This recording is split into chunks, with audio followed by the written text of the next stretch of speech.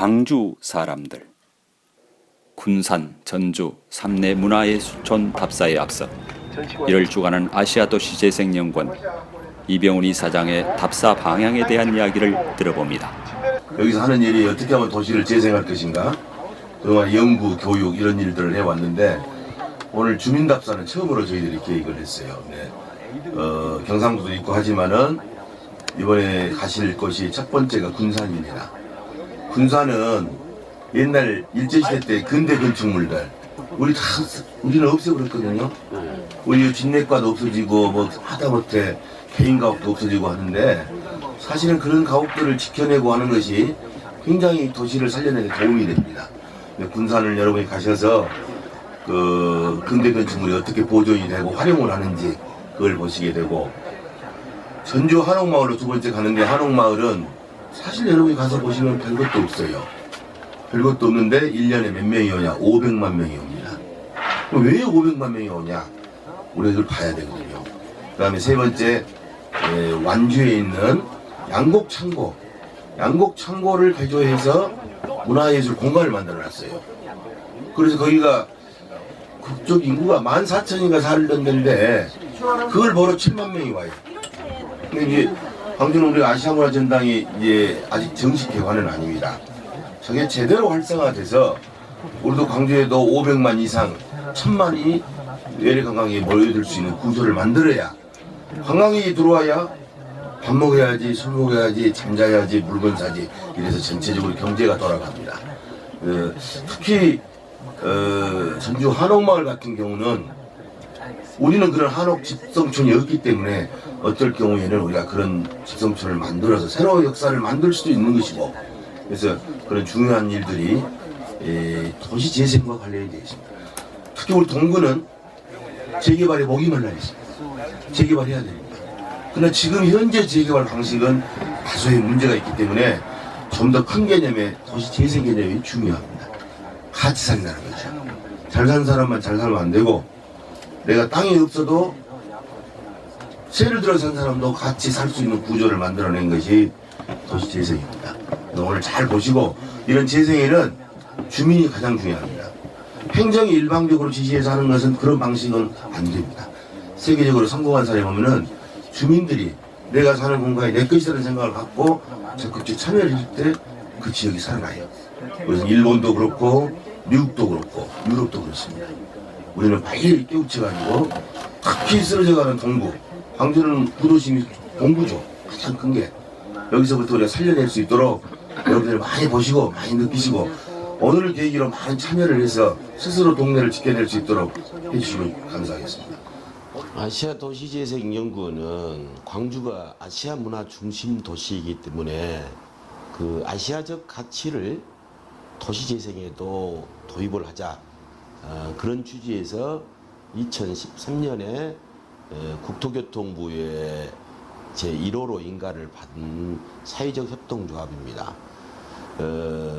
지금 광주는 2023년까지 국책사업으로 아시아 문화 중심도시 조성 사업을 추진하고 있습니다. 물론 정권이 바꿔지고 하면서 탄력을 많이 잃은 점도 있지만은 왜 아시아 문화도시냐? 지금 우리가 미국 문화나 구라파 문화의 경우에 지금 세계적인 신자유주의 물결 속에서 이게 경쟁, 효율, 이것이 최고의 사회적 가치로 돼 있거든요.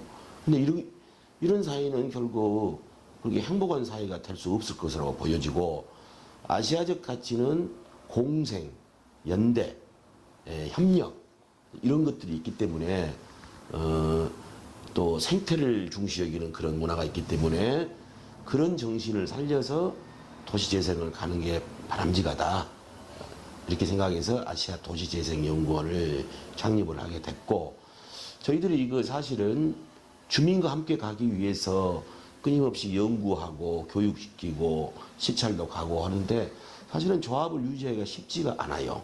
조합은 우리가 특히 사회적 협동조합은 조합원의 이익을 도모하는 단체가 아니거든요. 공익을 추구를 하는 곳이기 때문에 이제 그러다 보니까 사회적 협동조합을 정말 하기가 어렵다. 사무실도 유지하고 뭐 해야 되는데 그런 어려움은 있지만은 이 조합원들의 그런 학출 또 조합원들의 노력에 의해서 지금 저희들이 집행을 해오고 있습니다. 국토교통부에서는 이제 도시재생법에 따라서 전국에 공모 사업을 해요. 도시재생 선도지역 같은 사업을. 근데 이 사업은 저희들이 볼 때 아주 지금 부족하게 가고 있어요. 재생기법으로 공모를 하는데 그 공모 방식이 거의 기술 중심이에요. 말하자면은 기술 면허 가지고 있는 뭐 그런 업체들이 제안하고 심사하고 하는데 제가 볼 때는 이건 좀 보완이 돼야 되고 잘못됐다. 재생이 되려면은 그 지역에 살고 있는 주민이 가장 그 지역의 역사나 또 문화나 잘 알고 있기 때문에 재생 마스터 플랜을 수립을 할 때는 인문학적인 사고 또 예술에 대한 감각 그래서 두루두루 또 기술에 관한 부분 이런 게 다 각 분야 전문가와 주민이 참여해서 수차례 논의 끝에 나와야 재생 기본계획이라고 봅니다. 그 재생 기본계획이 나왔을 때 그걸 어떻게 구현할 것이냐 그걸 가지고 기본 설계를 하고 실시 설계를 하는 게 바람직합니다. 그런데 아직도 우리나라 행정 시스템이 기술 중심이에요. 그러다 보니까 기술 면허를 가지고 있는 사람이 거기에 참여를 하고 하다 보니까 인문학적인 토대가 굉장히 취약할 수밖에 없고 이 부분은 바꿔내야 될 부분입니다. 어쨌든 도시재생이 되려면은 주민의 눈이 띄어야 되고 가슴이 열려야 됩니다. 도시재생보다 더 소중한 것은 먼저 선결과제가 인간재생이죠. 인간재생을 위해서 그런 네트워크가 형성이 되고 서로 담론을 형성하고 이건 내 일이다.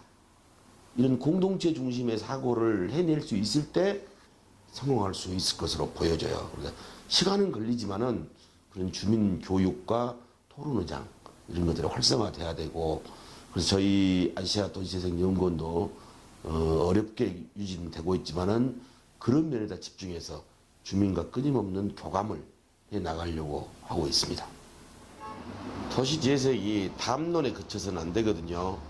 구체적으로 실현을 하려면은 중요한 것이 주민과 전문 연구기관, 그 다음에 관하고 그런 협력체가 구축이 돼야 됩니다.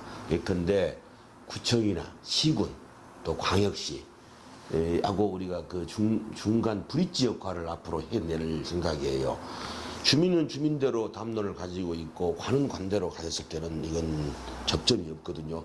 지금 형식적으로 주민간담회 같은 절차를 밟지만은 행정의 형식 논리일 것으로 보여져요.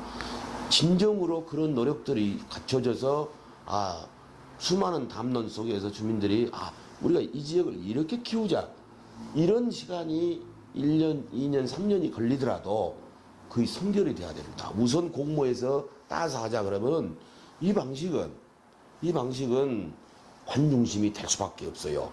그래서 앞으로 우리 연구원 같은 데서는 그런 관과 민을 연결시키는 브릿지 역할을 앞으로 많이 해내는 것이 중요하리라고 보여져서 앞으로 그런 노력을 하고자 합니다.